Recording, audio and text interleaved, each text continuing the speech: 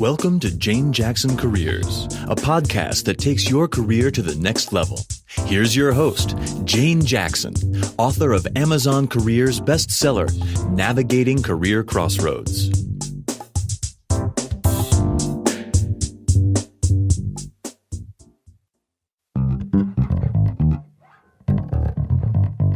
Today's podcast is brought to you by Audible.com. You can get a free audiobook download and free 30-day trial at audibletrial.com/Jane Jackson Careers. There are over 180,000 book titles to choose, so give it a go and get your free audiobook today from audibletrial.com/Jane Jackson Careers.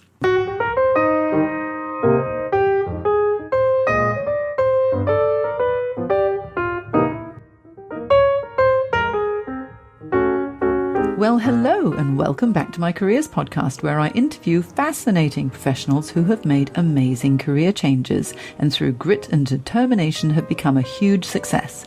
Today, I'm honored to welcome best-selling author Andrew Griffiths to the show. Now, Andrew is a very special person in my life as he is my author mentor and inspiration to get my book, Navigating Career Crossroads, written. Without his advice and unwavering support, honestly, I wouldn't have had the courage to become a published author. Now back to Andrew. It has been 15 years since Andrew's first book, 101 Ways to Market Your Business, first hit the shelves. Andrew now has 12 best-selling titles which are sold in over 60 countries. Starting life as an orphan in Western Australia and growing up all too quickly in the seedy red light district of Perth, Andrew learned to become a survivor. The lessons learned in his battle for survival in life and in business have made him one of the most successful and highly sought-after authorities in the small business and entrepreneurial space. After 30 years as a business owner in industries as diverse as tourism, advertising, retail and consulting, he's been there and done it. Now today, Andrew shares the stage with leaders and inspirational thinkers, from celebrity entrepreneurs including Richard Branson to the up-and-coming young entrepreneurial elite like Daniel Priestley, to game-changing politicians, famous authors, inspirational individuals who have done extraordinary things, and many more. We describe Andrew as the big man with the big heart, and he's on a mission to share the entrepreneurial rites of passage that he's learnt to help others set themselves apart from the world. So, let's welcome Andrew Griffiths to the show. Good morning, Andrew.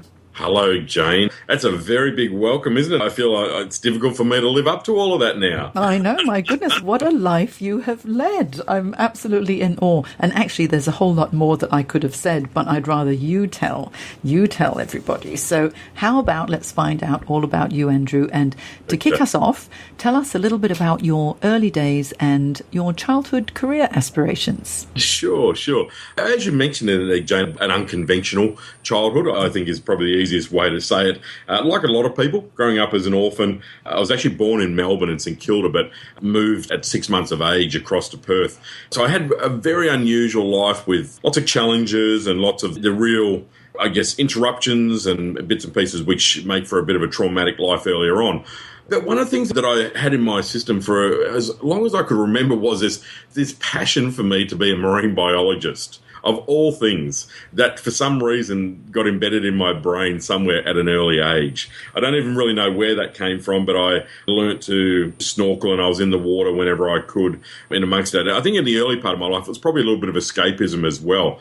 But as a kid, I'd ride a push bike 20 kilometres to the ocean and go and spend all day long snorkeling off the beaches of Perth, and never worried about sharks back in those days for some reason. But that was my main drive. And I think somewhere in there also, I was a bit of an entrepreneur as a child too. I was always wheeling and dealing with the other kids and, buying and selling and finding opportunities to sell stuff. Sometimes perhaps not as legitimately as I would have liked. Now that I'm a bit older, I cringe at some of the things that I did, but it set a bit of the scene for me as a young kid. I didn't know about the marine biologist bit. I mean, I know a lot of other things about you, but that's a new one. But certainly growing up, with the ocean and the sand and the beach and everything, it makes a lot of sense. So moving on from then, you've morphed into lots of different things and you've just had such a fascinating career. So when you grew up a little bit and as a teenager and young 20-something, what was your first real job? Well, I did a few things. My passion to become a marine biologist was I'd fallen in love with the idea. So I finished school, managed to somehow go to university briefly, and with this desire, I went to university in Townsville. So I was living in Sydney at the time, travelled all over Australia, and lived in different places. But I was at 17-ish, and I went to James Cook University in Townsville, which is one of the leading universities for marine biology in the world. When I got there, I kind of had this realisation that as a marine biologist, I was actually probably going to spend most of my time in a lab looking at a microscope and working in a fairly strange and, to me, a fairly bland government environment. I had this dream of being a marine biologist where I'm riding humpback whales through the ocean and, freeing Willy and doing giant marine biology things. That's what I had fallen in love with. And I'd done some work experience at a CSIRO lab, and I had gone to James Cook Uni for a little while, and I went, I'm learning all this stuff, chemistry, whatever, and I realised all I wanted to do was dive and be in the ocean. And so I left uni disgracefully, I think it was, after maybe 5 or 6 months. There were a lot of reasons. I was a ward of the state and the funding hadn't come through, blah, blah, blah. But anyway, I went back to Sydney, and I was 18 at that stage, and I got a part-time job in a dive shop, scuba diving retail store in Asquith, just out of Sydney. And interestingly enough, the owner was a crazy Canadian guy, and before I knew it, he'd somehow sold me this business. So I was 18, I went into a bank and said, I need some money. I can't even remember how much it was, but it wasn't huge. It was maybe $20,000 or $25,000 or something like that. And I walked out with a check. And in the 80s, when you could do that kind of stuff, and all of a sudden I was this kid that owned my own business. So that was really my first, grown-up job. And I certainly wasn't grown up when I was doing it. 18 years old and you were a business owner. A bad business owner, but I was a business owner. Well, you still owned it, and you managed to get a loan from the bank. You must be able to talk your way into many things, Andrew. Well, and in those days, it was a lot about that. It was a time when you sat down across from the bank manager, and you had to be pretty compelling about the story. And interestingly enough, the bank was only a few doors up from this dive shop. So I think the bank manager had the realisation that, well, how far can this young fella really run? And I got to know the bank manager very well. Every morning he would come by and give me the checks that I'd bounced the day before. And he would mentored me. He took me under his wing, and little bit by little bit, the first few years it was a disaster. I had no idea how to run a business. I knew how to blow bubbles. That was about the extent of my ability, but I didn't understand profit margins or stock or what to charge or any of those things. But as often happens in life, you get these wonderful people that appear, and if you're perhaps smart enough to listen to them, they'll share their advice and wisdom, and that's what happened for me. And I had a few really good people that came along, taught me how to charge what I was worth, taught me how to aspire to be the best at what I do, all of those wonderful little lessons. And I hadn't had those as a child growing up. As I said, it was very traumatic, a very violent upbringing, no real role models, a lot of abuse and neglect. I was probably not as trusting, and it took me a little while to start listening to other people and taking their advice on board. But when I did, and people that I knew had no vested interest, they were just there to kind of help me and offer really beautiful advice, everything changed in my world. And that was one of the big lessons I think I've learnt, and has stayed with me for the next 30 years. Oh, that's amazing. You must somehow draw the right people into your life. And there's a saying, the teacher arrives when the student is ready. And from what you've said about, the very challenging early childhood that you had, by the time you were 18, you were ready to be looked after in a way, or at least mentored or coached. And they were just arriving and helping you. So when you were running your dive shop, how long did that last for? And what happened afterwards? So with the dive shop, that went for about 4 years, I think it was, from memory. It didn't end well, and it was an interesting experience there. One of the chaps that was working for me, he wanted to buy into the business, and I agreed to let him buy in. And we just renovated about a year before, and it was going really well financially then. It was really up and running thanks to the advice that I'd received. But this chap wanted to buy in, and I said, okay, well, look, that's fine, but I need to have a holiday. I'm really tired. I want to go on a sailing trip to the middle of the ocean and chase whales. And so we agreed, signed all the paperwork. I said, pay me when I get back. And maybe that's not the best bit of advice, not the best knowledge thing to do. But anyway, I sailed out with some friends on a boat. I was away for a couple of weeks, and then when I came back, the dive shop was gone. This guy had sold everything. He'd basically taken everything in a couple of days and just disappeared off the face of the planet. And he'd told everyone that I was away and he was going to do another renovation. So he sold all the dive gear, sold our boat, sold all of our vehicles, and just literally dismantled it. So I got back and rung my girlfriend at the time, and she said, "Where have you been? The dive shop's gone." And I thought she was just had gone a bit crazy. And I've turned up at the dive shop and there's not even any locks on the doors. This guy had literally taken the carpet off the kitchen sink. He had literally taken the kitchen sink. Like, it was extraordinary. And there was like tumbleweed rolling across the floor. My bank accounts had been emptied because he had access to all this stuff. And I'm just standing there going, well, I've got no money. I've got no business. I've got a pile of debts. These are all in my name. I called the police. They couldn't do anything about it. It was a civil complaint. I didn't know what to do. So I grabbed the newspaper and I thought, well, I've got to get a job. And the first job in the classifieds was AAA, selling encyclopedias door-to-door in Tasmania. So I rang them and I went in for an interview, and that night I flew to Tasmania and started selling encyclopedias door-to-door whilst I was trying to work out all the mess of the dive shop and all the stuff that was, all the fallout from that. And it was in July in Tasmania, July in Hobart. For those who aren't familiar with Hobart, it's really, really cold. Knocking on doors, the objective is not so much to sell an encyclopedia set, but to actually get inside so that you don't die. And very, very compelling for salespeople. Anyone I know who's sold stuff door to door will say it's the greatest lesson in sales they've ever had. That's amazing. I didn't know that there really were encyclopedia salespeople. I used to read about it, but then you're a real encyclopedia. Well, I think the good thing is that must have given you a little bit of a taste for books and knowledge and all that sort of thing, because if you weren't selling any, you could read them. It was like that. I think it gave me a wonderful insight into people. And in Tasmania then, so this is in the mid-80s, at this stage of the game, I guess it was, or around there. And it was an interesting time because I was amazed. You'd knock on the door and say, "Oh, g'day, this is what I'm doing." And people say, "Sure, come in, tell us." And I thought, wow, people are so nice and so friendly. These days, could you imagine knocking on a door? I mean, people set their dogs loose. I mean, I did have some funny stories. I did have dogs set on me. I had a guy pull a shotgun on me. I got trapped in a house by some religious folks that gave me 20 minutes and I had to give them 2 hours for their story. It was just a lot of very, very funny stories around it. The life of a travelling door-to-door encyclopedia salesman is one that is fraught with all types of weirdness.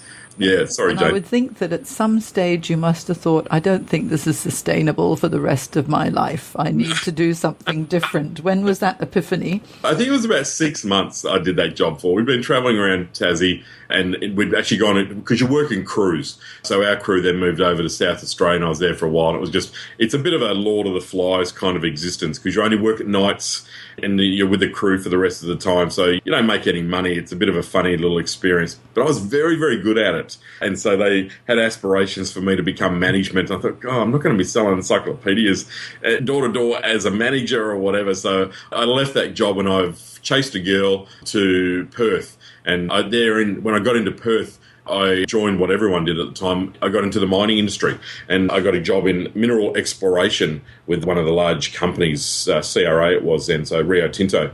And I was given a Land Cruiser, a map and a two-way radio and a dog, and said, go out here and put dirt in little bags, which was pretty much what that job entailed. I just drove for 15 hours from Perth into the middle of nowhere and hope that you can read a map and find where you're going to be. And I really enjoyed it, but it was, again, very, very full-on experience. You had to be a little bit careful and you worked alone most of the time as well. So you just, in the middle of nowhere. And you've got everything in your four-wheel drive and a two-way radio to connect you back to Perth. And that was about it. Wonderful experience. That's amazing. Actually, I was starting to piece everything together thinking, yeah, this all kind of makes sense. And then you got to the mineral exploration bit and I thought, okay, so this path is a little bit unusual, because I thought running a dive shop, you learn how to run a business. Going into encyclopedia sales, you were honing your sales capability and relationship development and all that, which was great. And then I thought, the mineral exploration. However, if you were going into the middle of nowhere, I guess what it taught you was resourcefulness. Absolutely. And it was I'd done a lot of diving too in the time when I had the dive shop. It was kind of nice to dry out. It's a strange term, but divers will often say that, where you go, okay, I don't want to be cold, I don't want to be wet. So when I had the dive shop, I did a lot of commercial diving work as well, recovering boats and doing that stuff. And it's not on a beautiful Palm Beach morning and that it's 3 a.m. in July in the middle of winter where you've got to go out and you've got to do some repairs on the bottom of a boat in the middle of Sydney Harbour, and it's cold and dark and things with teeth floating around all over the place, and it lacks that. It's not you're not at a resort in the Maldives teaching German tourists how to dive. It has its upside. So you reach a stage where you go, I just don't want to be cold and wet for a while. So it was a bit of a dry out for me. But I also, in the mineral exploration job, it was very easy to advance. It paid good money, and they got me to start teaching people bush survival skills, what to do. And I love teaching. That's one of the reasons I actually enjoyed diving. I really enjoyed teaching people to dive. And it wasn't long then, and I was running survival training, first aid training, all of those types of things for all of the other guys working out in the bush as well. But I did it for a few years, and that was long enough for me. I think it was maybe 2 years and something, maybe a little bit longer, but it was, I needed to get back to the water then. So that's when I moved to Cairns. And so what happened in Cairns? Well, I came up here because my sister was here, and we were very close as growing up together. We were together the whole time, and we're brother and sister, and it was easy for me to come to a place like Cairns, which is right on the Great Barrier Reef. Diving is so big up here, so I arrived and I had a job literally within 5 minutes teaching people how to dive, and I was working for a large Japanese company, and it was great. So it was a very easy place for me to settle in, and like anywhere, when you're travelling around, I think if you can get work, that certainly makes it a bit easier for that transition. So, and it's a very cool place to live. I still live in Cairns today. This is 25 years ago that I got here. So when you look at that, it must be something here that I like to have not left just yet. Oh, I'm sure it's a beautiful part of Australia. I haven't been there yet. I must come and visit sometime. Oh, please do. It is lovely. Don't come at this time of year, which is February now when it's really hot and humid, but any other time of the year it's nice. Now, Andrew, you are now this best-selling author, and you've got over 12 best-selling titles under your belt. So I want to piece the pieces together. You went back to Cairns, you were teaching diving, you've already had an amazing life, and I would imagine you're still pretty young at that stage.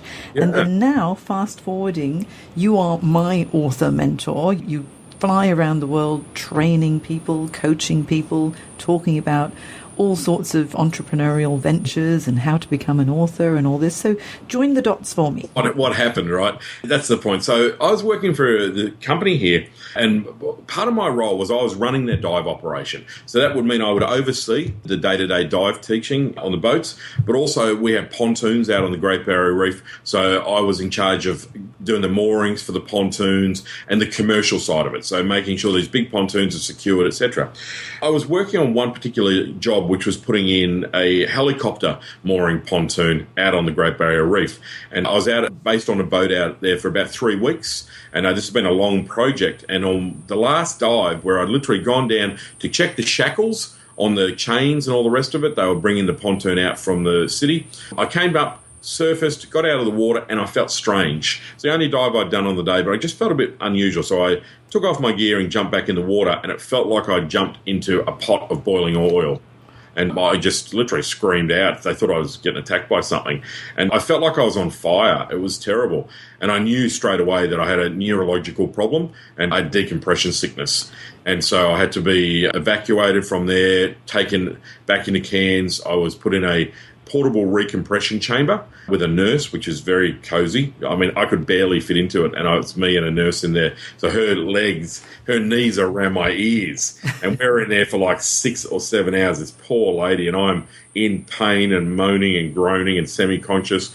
Anyway, we're in there. They put it in a light aircraft and then flew us down to Townsville, where you get winched up the outside of the building and then connected to a bigger chamber. And so that was a very major thing. I came very close to dying and suffered a lot of injuries in terms of tissue damage, some brain damage as a result of that. It's basically nitrogen bubbles lodging in your body. And as the gas expands, it puts pressure on blood flows, nerves, things like that, and tissue can die. So it was a very bad situation and a serious bend. The bottom line, the short of it all, though, is that I couldn't dive again. And this company was very good. Again, Japanese have that wonderful philosophy. And they said to me, well, look, you can't dive anymore. You've got a big mouth, so we'll put you into sales and marketing. and I went, well, Okay, but, it was interesting again, Jane. For me, I was pretty grumpy. I was bitter and twisted because I did think it was their fault. They'd pushed us hard time frames and all the rest of it, and I felt a bit resentful about that. So I went into this sales job a little bit resentful and with a bit of a bad attitude, actually, to be really honest. And as a twist of fate would happen, within almost a couple of weeks of me being in this job, I've ended up in Sydney at a trade show called ATE, the Australian Tourism Exchange, which is really the biggest event in the tourism year. And that's where tourism operators sell their product to people from around the world. You've got to really produce it. I had this fear that I was a diver. So I've got a beard, I think, at the time, and ponytail and earrings. A checkered shirt type thing in jeans. That was my uniform. And I go, well, I don't want to go into this corporate environment where I've got to wear a suit and tie. I don't want to become one of those kind of people. So anyway, I'm at this trade show with my boss, the CEO, and he's just looking at me, shaking his head, asking himself, why on earth was I there? And I had such a terrible attitude that people would be walking by our booth, and I would almost snarl at them. And I was just being a child, really. And anyway, the first day evolved, and about 3 o'clock, the CEO just stormed off. I realised he was a bit grumpy with me, and I started to walk back up to the hotel about an hour or two later. And it dawned on me, I had this big realisation, and I've been very fortunate to have a number of them in my life. And I'm asking myself, what the hell am I doing? I have this opportunity to get into sales and marketing and be retrained by one of the largest companies in the world. They're prepared to invest in me. I've got no qualifications, no anything. They could have just paid me out and I walked away and, all the rest of it. So I went, I have completely blown it. And I ended up by David Jones up in the city there. I was devastated, absolutely devastated. I'm just walking around the streets and in the shops and just going, what have I done? And this old chap came up to me. I was in David Jones in the menswear department, kind of looking at the suits, having a bit of a, what am I doing here? And this old chap came up and he said to me, are you okay? You look terribly distressed. And I said, look, I've just blown the biggest opportunity of my life and I've ruined it. I knew my boss was going to sack me the next day. And he said, well, do you want to do something about it? And I said, I do. I'll do anything. And he said, well, tell me everything. So I told him everything. He said, right, are you still serious about doing something about it? I said, yes. And he said, right. And he starts fitting me out for a suit. He makes a phone call. A lady appears out of nowhere and starts hemming up the trousers. I bought a briefcase. I've got a tie. I didn't even know who knew how to tie ties. I've got all of this stuff. I'd got a haircut. He organised for me to get a haircut. And just a complete transformation. And I felt like $1 million, completely emptied my bank account. Absolutely. And I had to send him like another $500 or something. Who had credit cards then? And anyway, and I've gone back to the hotel, and I don't think I slept all night. I think I stood up because I didn't want to crease my suit. And the next morning, I went down to the reception at the agreed upon time, 7:30, 8 o'clock or something, to meet my boss. And he walked past me 3 times before he realised it was me. And then I just stood there kind of smiling. And then he kind of came up to me and went, what the hell have you done? And I said, Terry, I'm so sorry. Please give me one more go. And he pulled out of his pocket my dismissal notice that he'd had typed up at the office and faxed through, and my ticket to fly home that day. And he said, you made such an effort. He said, I'll give you this morning and we'll see. If it's not a new Andrew Griffiths, then I'm sorry, but you're on a plane this afternoon. And it's funny, we're very good friends and we still laugh about that to this day. And he was, again, a pivotal guy. I went in there, we had an amazing day, everything worked fantastically, I sold a lot, and I embraced this opportunity. And of course that led on to me spending the next 5 years, basically, traveling around the world as their international sales manager. And I'd spent 1 month in Australia, 1 month in America doing sales calls in Europe, right throughout Asia, New Zealand, India, just everywhere. And of course, that then taught me, I had a 5-year major crash course in how to market. That was the link, Jane, the missing link. Wow, what an amazing story. Again, really almost plunging into the depths of, everything going wrong, getting a chance, having a bad attitude, having someone like an angel almost appear to give you a bit of a wake-up call. And then it's all in the attitude, isn't it? It is totally in the attitude. And I think also sometimes we've got to let situations play out a little bit. Like what often seems like the very worst possible thing that can happen is in many respects the very best possible thing that can happen. You know what? I give thanks every single day of my life for those nitrogen bubbles. Because without them, what would I be doing? I mean, you can only dive for so long. You can only go up that food chain career path so long as a diver. There's a limit. There's no global diving company that you can work for realistically. So there is a bit of a limit to where that goes. The reason I can write books and the reason I can do what I do was really all because of that moment. And it was that pivotal moment when I got it and I went, okay, I need to take radical action here to improve. I can't just turn up the next morning, look the same and go, well, I'll try harder. It had gone way beyond that point. And really, even though I'd done all of that stuff that I'd done, my job was still not guaranteed that morning. And again, I admire the fact that Terry didn't just say, oh, okay, you've had a shave and a haircut and got a suit, so everything's fine now. I had to show that I had the right attitude. That's what he cared about, actually, more than my appearance, was that did I have the right attitude? And again, I think a lot of times in life, that, as you said, it's the attitude we bring to the table. And I see that whether I'm helping people to write books, whether I'm presenting on a stage, whether I'm coaching business owners or teaching them, to me, to be honest, it's all about attitude. And it's very easy to develop a bad attitude for lots of reasons. That's a day-long podcast to talk about all of those kind of things, Jane. Yeah, exactly. I know when I'm coaching individuals who are going for interviews, I always say to them that your attitude is one of the most important things, because if you've got the wrong attitude, there's no way you're going to progress in the interviews as well. But for you, it's almost like, you know, that saying, when it's dark enough, it's got to be dark enough before you can see the stars. You got to that really dark place and almost died. I mean, we almost didn't have you on Earth, Andrew. And so you've completely turned it around. And so now with this international experience, traveling around the world, and what about, when did you write your first book? How did that happen? Well, I left this company after 5 years, met a lady and got married. It wasn't sustainable to have a relationship. I was on the road 9 months of the year, 10 months of the year. So, and anyone who's had that kind of travel knows that it takes a bit of a toll on you physically. And, you know, I'd got unhealthy and just, I'd have to get up in the middle of it when I was traveling. I'd look out the window, would have no idea where I was. I'd read the hotel compendium to see what city I was in. And then that still didn't help. And, you know, when you're in that thing, so I got in the routine of writing a note and putting it on the bathroom window. You're in San Diego to do this event, you know, okay, because my brain had just got fried. Anyway, I started a marketing company, and I've always been a small business kind of guy, always been passionate about small business. And in Cairns, there was not a lot of advice for small business owners. So I started a small business marketing company, and with my wife at the time. And it was really nice. She was ex-advertising agency, Carolyn, so she had a lot of big ideas that I could then translate for smaller business.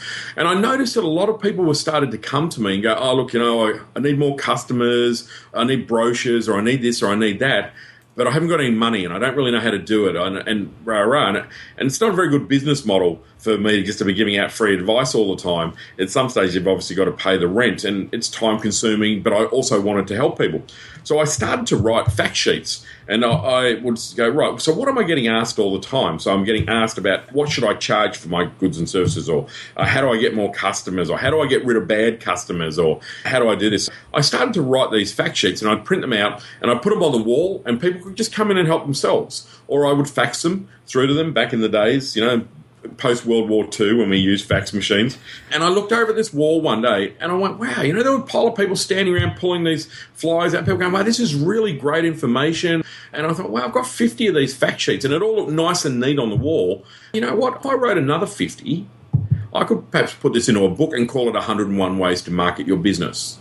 I thought, wow, that's an interesting idea. So I reached out to a few marketing friends of mine at the time and said, well, look, what do you reckon about this as an idea? Just reaching out. And I was surprised that most of them said, Andrew, you're a nice bloke and all, but really, who are you to write a book? You haven't got any qualifications. You run a little two-bit marketing company in Cairns, a small business, not really that sophisticated. Like, really? You know, who's going to publish you? All that kind of stuff. So anyway, I completely ignored that, and that actually just gave me more of a fire in my belly to do it, because I knew that these small business owners were having these problems. I had enough evidence in front of me to support that. So I wrote another 50 fact sheets, wrote 51 and 101 ideas, and I thought, I'm going to call this 101 Ways to Market Your Business. At the time, it was really, the publishing world was very strong, so I sent it to one publisher and via a friend of mine, and they came back to me and said, look, it's not for us, but we've got friends at Allen and Unwin, and they're looking for some business writers, and you would be perfect for them. Do you mind if we send your manuscript over? I said, sure. They sent the manuscript over, and it was funny. I got a phone call the next day from Alan Unwin straight away. That's unheard of in the industry. And I thought it was a joke. So my receptionist at the time was answering the phone. She said, "It's Alan Unwin on the call, publisher." I said, "No, it's just the local radio guys giving me a crazy call kind of thing, because, you know, all the radio people and all the rest of it when you live in a little town." And I just pull on my leg, just hang up. And she said, but she keeps ringing back. I said, "Just hang up. It's just the radio station. It's Loco." Anyway, I finally get a fax from her a little bit later in the morning saying, "Hi, Andrew, this is Annabelle Crabb from Alan Unwin. We really do want to publish your book. It's not the local radio station," which was just kind of hilarious, really. And they published it, and it sold, and people loved it, and I got great advice. Then they said, "Would you like to write another one?" And I went, "Sure." And then they said, "That one worked, and do you want to write another one? And do you want to write another one?"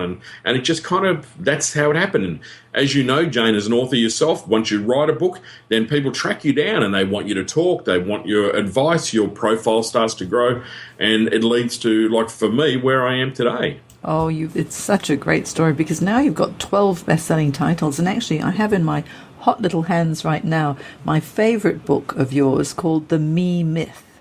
Which is your story, your life story, and how you overcame the limiting beliefs. And it's so inspiring that it says, you know, we all have the ability to live the life we want.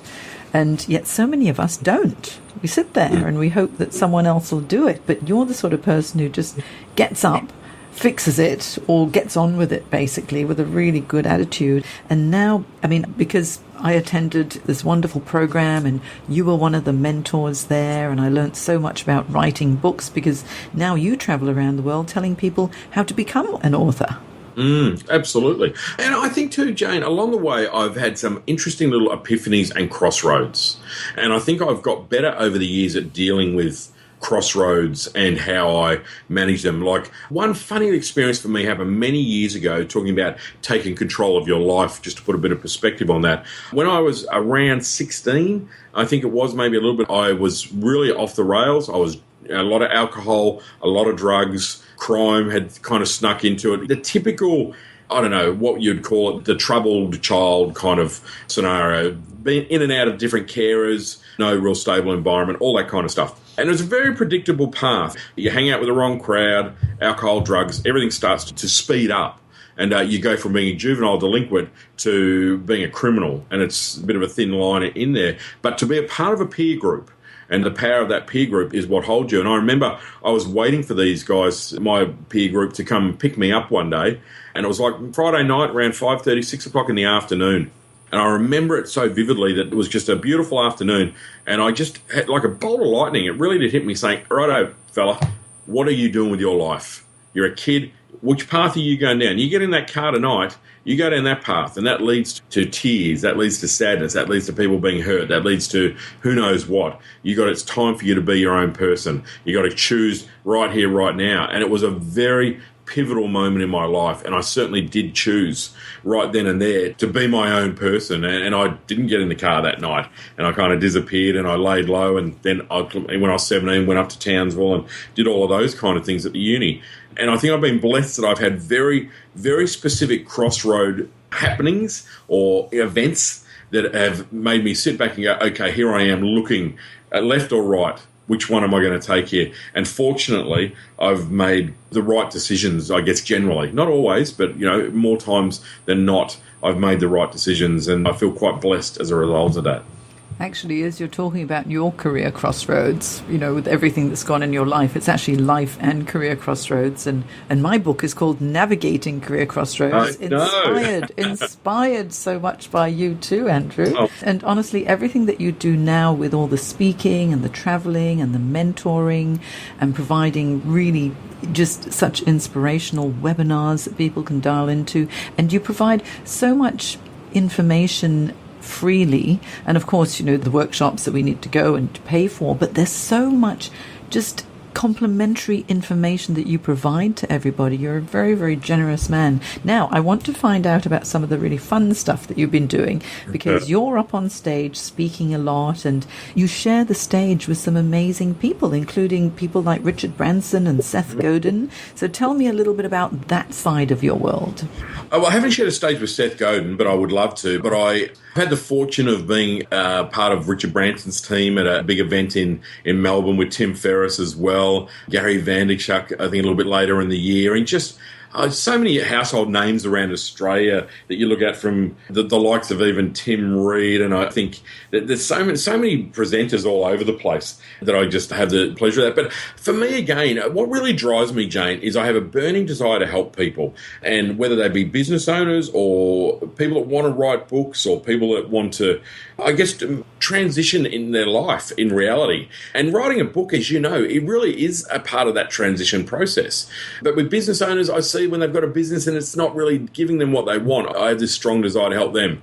So when I have a chance to get on a stage anywhere in the world, whether it's in the States or it's in Asia, and I've worked for extraordinary companies like L'Oreal, Schwarzkopf, Hewlett-Packard, CBS, Columbia Broadcasting, huge media companies, News Limited, Telstra, Optus, all of these kind of organisations. At some stage in the last 10 years, I've presented, joint ventured with them, and I guess I've become that authority in the entrepreneurial world where people like what I have to say, and I think they pick up on the fact that I'm passionate about what I do. And I can't fake that. I can't fake being passionate about what I do. I think one of my character flaws is that I can't fake that.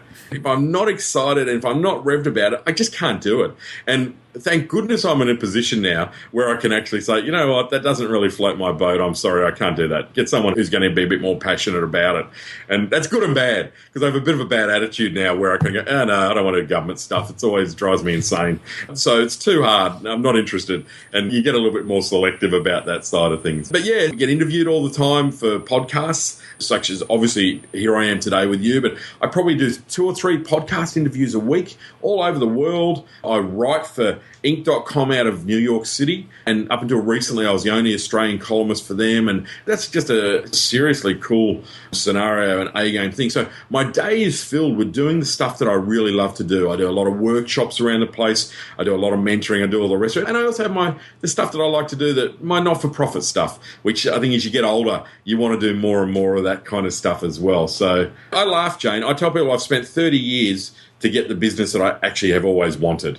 And that's really what I've got now. And a lot of that was figuring out what I didn't want. And what I've got now is a business which is the one that everyone talks about, that you can operate from anywhere in the world. All you need is an internet connection, access to an airport, and it really doesn't matter. I can live anywhere. And I quite laugh about the fact that I always said that, when I didn't need to live in Cairns, I'd probably move on. And yet I find myself still living in Cairns. Even though now I don't need to, I can live anywhere. And I go, isn't that interesting how that kind of happens? Mm. And get old, you have different values, different views, different reasons for being somewhere. What an amazing journey. Just think, growing up in Western Australia as an orphan, having a really tough childhood, falling into some really interesting jobs and owning a dive shop to start off with, to where you are today is incredible. So I'd like to ask you, as an entrepreneur and a very successful author, what are your top 3 tips for success? So very, very good question. And I ponder these kind of things and write about these things quite a lot. So the top 3 tips that I would have for people now, today, is the first one is it's extraordinarily important that we develop the skill and the ability to learn, unlearn, and relearn. And we live in a world that is changing at such a rapid pace that if you can't master that, like we learn how to use something today, next week it's obsolete and we've got to learn something else. So if you can't develop that skill, you'll struggle in business, I believe. And that's probably the first point that I would talk about too there. The second piece of advice, I think I use a term which we're all familiar with, which is kind of master your craft. And that is to become, whatever the heck you do, is to be extraordinarily good at it. Extraordinarily good at it. And that's got to be your ambition. Like, I'm so passionate about writing books, and every day, I'm trying to become a better writer. I said to someone the other day, it's just now that I actually feel like I'm a reasonable writer. And they kind of looked at me and shook their head and go, are you serious, dude? Like, all these books, almost 300 people you've helped a coach to write, 3,000 articles over the last 10 years, and you're just starting to feel like you're a writer? And I kind of go, well, it's just the truth of it. That's what I feel like. And now I'm just getting the hang of it. So master your craft is that real key thing for me. And the third point, and I could have 100 of these, but the third one for me is probably to sow more seeds. And what I mean by that is that something that I'm actually very, very good at is I do think very long term, and which of course at some stage will run out, I might add. But I'm very good at building relationships with people over a long period of time that ultimately pays off. And so one example of this was many, many years ago, I ran into a fella at my publishers at the time and gave him a copy of my books. One of my books, 101 Ways to Market Your Business. His name is Robert Gerish. And, of course, Robert has gone on and he started an organisation called Flying Solo, which is a flying solo community for soloists. Now, they have about 100,000 members in there now. So Robert got me to do some stuff. We swapped books. We became friends. Next thing, he asked me to fly down to Sydney and do some interviews for him to go on CBS. Now, I paid for that. I paid for the airfares. They didn't have any money. I had to fly down and spend thousands of dollars, rah. But I did a number of those, and then one day CBS came to me and gave me a really big project, like big, 6 figures type of thing to say, hey, thank you, and can you manage this project, which was a joint venture with Hewlett-Packard, blah, blah, blah. Then, of course, one of the people from CBS left CBS, and now he's running Inc.com out of New York. And for me, all of that sowing of the seed was me giving a guy who I'd never met before one of my books to say, hey, nice to meet you. And Robert and I are obviously very good friends now as well. And I've done that throughout my life, sown seeds, always conscious of how I act, how I treat others. My personal reputation and brand is everything to me. It is my most valued possession is my reputation, and I will never do anything to damage it. And, we all have haters. That's a part of life that you have, particularly when you raise your profile. But, I know that I can hold my head high everywhere that I go. So they're my 3 tips, I think, in a very long-winded way, Jane, but they're 3 things that have proven very helpful to me in my life. And those are very, very valuable tips too. But my big takeaway from talking to you today really is to emphasize having the right attitude is so important, and developing strong, genuine, authentic relationships. Because that's how the world goes around. It's all through relationships. And your whole story with Flying Solo and CBS and Hewlett-Packard and Inc.com, it's funny how it's sort of just, it grows and it morphs into something even bigger. And it's all because somebody gets to know you, they like you, and they trust you. Absolutely. And I think that's a wonderful thing. I'm so humbled by that as well in so many different ways, Jane. It comes back to that point, doesn't it, that we live in a world now where everyone is watching what we do in some shape or form. And I don't mean that in a creepy way, but I think it just means that we've got to be considered in our actions. And that's funny. I was talking to a group of people about this yesterday, and I look at it and go, everything we do, we just got to be considered. And that take in what we've learned, take in what we think about, take in the mistakes with all of those kind of things, and be considered. So that's my advice there. Yeah, that's right. Now, I'm sure people would love to find out so much more about you, because honestly, Andrew, I could talk to you all day, and I'm going to have you back on the show again, because I want to do an episode which is all about how to become an author, and you're the man to speak to. But if someone wants to find out more about you or to find you, where would they go? Just andrewgriffiths.com. Or you Google me, Google Andrew Griffiths, and if I don't come up on the first page, then I'm not doing my job properly, am I? Exactly. And then if we Google Andrew Griffiths and we look under images, we'll see your smiling face.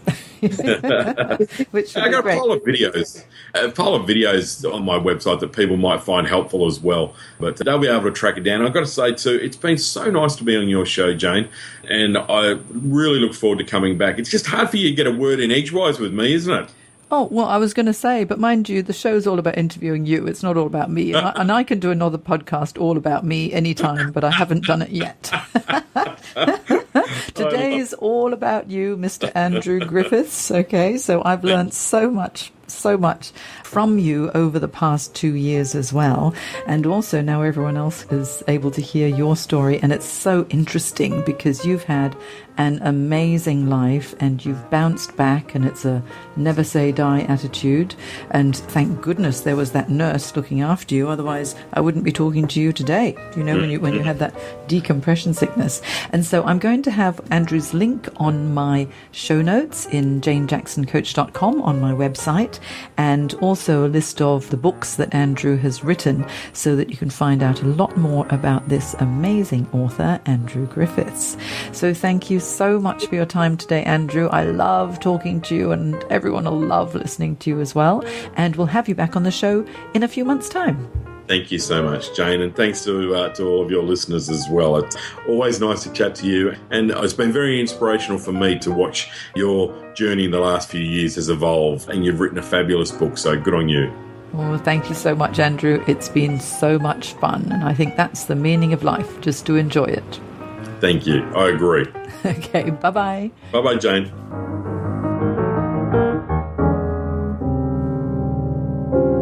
Today's podcast is brought to you by audible.com. You can get a free audiobook download and free 30-day trial at audibletrial.com/Jane Jackson Careers. There are over 180,000 book titles to choose, so give it a go and get your free audiobook today from audibletrial.com/Jane Jackson Careers. You've been listening to Jane Jackson Careers. Sign up to receive regular career advice at janejacksoncoach.com.